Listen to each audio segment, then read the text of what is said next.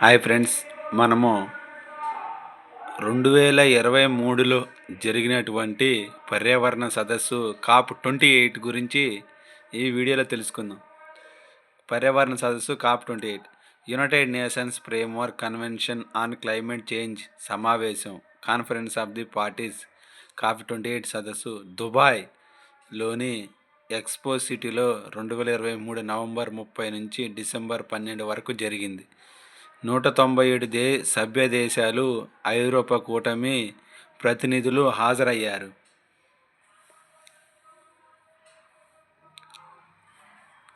COP28 విజయాలు. గతంలో లేని కొన్ని చొరవలు, కీలక నిర్ణయాలను ఈ సమావేశంలో తీసుకున్నారు. 1. శిలాజ ఇంధనాల నుంచి పునరుత్పాదక ఇంధనాల దిశగా పరివర్తన. పెరిగిపోతున్న భూతాపానికి గ్లోబల్ వార్మింగ్ ప్రధాన కారణం శిలాజ ఇంధనాల వాడకం.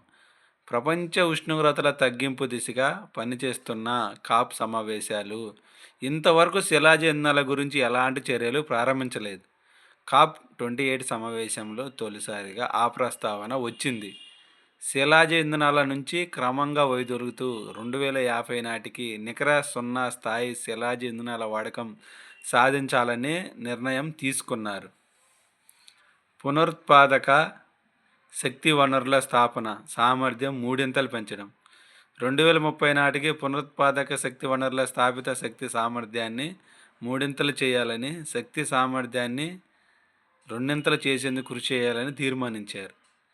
అంటే 2030 నాటికి పునరుత్పాదక శక్తి వనరుల స్థాపిత శక్తి సామర్థ్యం కనీసం 11,000 గిగావాట్లకు, వార్షిక ప్రపంచ సగటు శక్తి సామర్థ్యం రేటు 2% నుంచి 4% మేరకు పెంచుకుంటూ పోవాలి.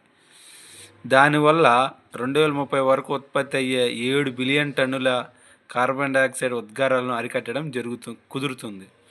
బొగ్గు వినియోగం తగ్గింపు. సహజ వాయువు చమురుతో పాటు బొగ్గు కూడా ఒక శిలాజ ఇంధనమే. సహజ వాయువు చమురుతో పాటు బొగ్గు కూడా ఒక శిలాజ ఇంధనమే. కానీ ఈ సమావేశంలో కేవలం బొగ్గు వినియోగ తగ్గింపునకు సంబంధించి మాత్రమే ప్రత్యేక ప్రస్తావన వచ్చింది. కార్బన్ క్యాప్చర్, స్టోరేజ్ ఏర్పాట్లు లేని బొగ్గు ఆధారిత విద్యుత్పత్తి కేంద్రాలు ఏర్పాటు చేయకూడదని తొలుత నిర్ణయించారు. అయితే భారతదేశంలో 75% విద్యుత్ శక్తి అవసరాలు బొగ్గుపైన ఆధారపడుతున్నారు. అదేవిధంగా చైనా, దక్షిణాఫ్రికా కూడా శక్తి అవసరాలకు అత్యధికంగా బొగ్గుపై ఆధారపడుతున్నాయి. ఈ తరుణంలో భారత్తో పాటు ఆయా దేశాలు కూడా ఈ నిర్ణయాన్ని తీవ్రంగా వ్యతిరేకించాయి. దీంతో గ్లాస్గో COP26లో ప్రతిపాదించిన దశల వారీ విధానంలో బొగ్గు వినియోగాన్ని క్రమంగా తగ్గించుకుంటూ రావాలని నిర్ణయించారు. మీథేన్ వాయువు ఉద్గారాల నియంత్రణ. హరిత గృహ వాయువుల్లో కార్బన్ డయాక్సైడ్తో పాటు మీథేన్ కూడా అత్యధికంగా ప్రభావం చూపుతుంది. మొత్తం ఉద్గారాల్లో మీథేన్ 25% మాత్రమే ఉన్నప్పటికీ ఇది CO2 కంటే 80% అధికంగా భూతాపానికి కారణమవుతుంది.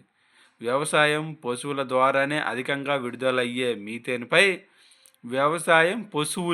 వ్యవసాయము మరియు పశువుల ద్వారానే అధికంగా విడుదలయ్యే మీథేన్పై భారత్ లాంటి వ్యవసాయాధారిత దేశాల్లో నియంత్రణ సాధ్యం కాదు.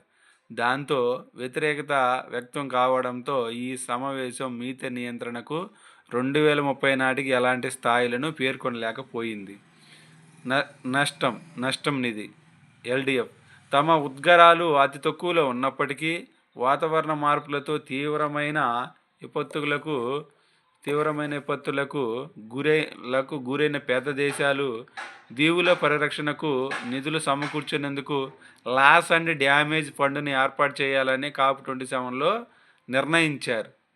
కానీ ఆ దిశగా చర్యలు లేవు. COP28లో తొలి రోజే లాస్ అండ్ డ్యామేజ్ ఫండ్ను ఏర్పాటు చేసి వివిధ దేశాలు ప్రకటించిన నిధులను రాబట్టారు. మొత్తం $800 మిలియన్ సమకూరాయి. Global goal adaptation. దేశాల వారీగా ఉద్గారాల తగ్గింపు స్థాయిలను సమీక్షించే ఈ పద్ధతిని అభివృద్ధి చెందుతున్న దేశాలు ఏనాటి నుంచో డిమాండ్ చేస్తున్నాయి. ఆయా దేశాలు స్థానికంగా కలిగి ఉండాల్సిన లక్ష్యాలపై ఒక గ్లోబల్ ఫ్రేమ్వర్క్ ఏర్పాటు చేయడం ద్వారా ఉద్గారాల తగ్గింపు సాధ్యమవుతుంది.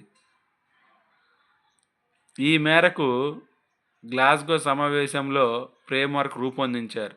దాన్ని COP28 ఆమోదించడంతో క్షేత్రస్థాయిలో దేశాల వారి లక్ష్య సాధనకు మార్గం ఏర్పడింది.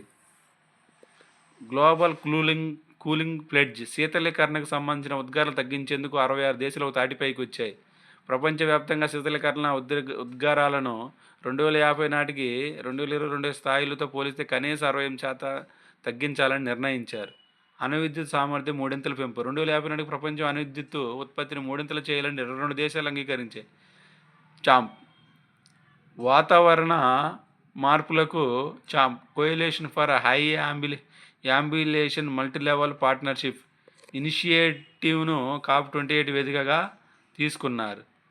వాతావరణ పరిరక్షణ వ్యూహాల ప్రణాళిక, నిధుల సమీకరణ, కార్యాచరణ, పర్యవేక్షణ, సామర్థ్య విధానాలకు పరస్పర సహకారానికి చేసిన ఏర్పాటు ఇది.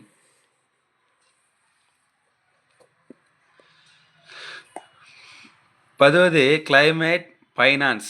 United Nation Conference on Trade and Development UNCTAD New Collective Quantified Goal on Climate Finance NCQG 2025లో సంపన్న దేశాలు $500 బిలియన్ సమకూర్చాలి. శిలాజ ఇంధన కట్టడిలో కేవలం బొగ్గుకు ప్రాధాన్యం ఇవ్వడం, 60% కార్బన్ ఉద్గారాలకు కారణమవుతున్న ఇతర శిలాజ ఇంధనాలైన చమురు, సహజ వాయువులకు సంబంధించి ఎలాంటి ప్రస్తావన లేకపోవడం విమర్శలకు దారితీసింది.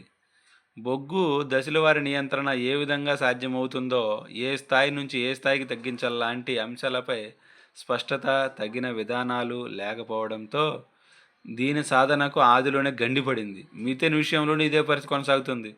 లాస్ అండ్ డ్యామేజ్ ఫండ్కు ఏటా $400 బిలియన్ సమకూరితే తప్ప పేద దేశాలకు అనుభవిస్తున్న నష్టాలను భర్తీ చేయడం సాధ్యం కాదని అంచనా. అయితే ఈ సమావేశంలో అభివృద్ధి చెందిన దేశాలు $700 మిలియన్ సమకూర్చాయి. అంటే అవసరంలో 0.2% మాత్రమే అందించాయి. అందుకే అభివృద్ధి చెందిన దేశాలు వాటి పర్యావరణ హనన స్థాయిలోనే అవి సమకూర్చిన నిధులు ఉండాల్సిన వాదన వినిపిస్తోంది. ఈ ఏడాదిలో 80 రోజులకు పైగా పారిశ్రామిక పూర్వస్థాయి కన్నా అధిక డిగ్రీలు పైగానే ఉష్ణోగ్రతలు నమోదయ్యాయి. 2023 అధిక ఉష్ణోగ్రతల సంవత్సరంగా గుర్తింపు పొందింది. ఈ నేపథ్యంలో జరిగిన COP28 సమావేశంలో 2030 నాటికి సాధించాల్సిన లక్ష్యాల పరంగా తీసుకున్న విధాన నిర్ణయాలు లక్షణాలను చేరడానికి సభ్య దేశాలన్నీ పూర్తి స్థాయిలో సహకరించవలసిన అవసరం ఉంది. హెడ్డింగ్ చూద్దాం. ప్రపంచ దేశాలన్నీ ఎదుర్కొంటున్న సమస్యల్లో ప్రధానమైంది, జటిలమైంది భూతాపం. వాయు కాలుష్యంతో ఉష్ణోగ్రతలు అధికమై వాతావరణ మార్పులు తలెత్తి సహజ విపత్తులు పెరిగిపోతున్నాయి. సముద్ర మట్టాలు ఎక్కువై చిన్న చిన్న దీవులు మునిగిపోతున్నాయి. గాలి స్వచ్ఛత, ఆహార భద్రత, జీవన నాణ్యత, ఉపాధి వనరుల లభ్యత లాంటి సానుకూలతలన్నీ తగ్గిపోతున్నాయి. అందుకే వాతావరణంలో ఉద్గారాలను తగ్గించి పారిశ్రామికీకరణ, ముందు నాటి భూష్ణోగ్రతలు తిరిగి సాధించే లక్ష్యంతో ఐక్యరాజ్యసమితి ఆధ్వర్యంలో ప్రపంచ దేశాలు భాగస్వాములుగా ఏర్పడిన అత్యున్నత నిర్ణయాధికార సంస్థే COP. వాతావరణ మార్పులపై ఏటా జరిగే ప్రపంచ దేశాల శిఖరాగ్ర సదస్సునే COP సదస్సుగా పేర్కొంటారు. ప్రస్తుతం అంటే 2024లో 29వ సదస్సు ఈ నెల అంటే నవంబర్ నెల 11న అజర్బైజాన్ రాజధాని బాకులో జరిగింది. 22 వరకు జరుగుతుంది. ఈ సందర్భంగా 2023లో జరిగిన COP28 సదస్సు ఎలాంటి అంశాలను ప్రస్తావించింది, ఏం సాధించిందో పరీక్షార్థులకు అవగాహన ఉండాలి. శిలాజ ఇంధనాల వినియోగం, అనర్థాల తగ్గింపు విషయంలో అభివృద్ధి చెందిన దేశాలు అనుసరిస్తున్న ద్వంద్వ వైఖరులు, భారత ప్రభుత్వ దృక్పథాలను అర్థం చేసుకోవాలి. Okay, thank you friends.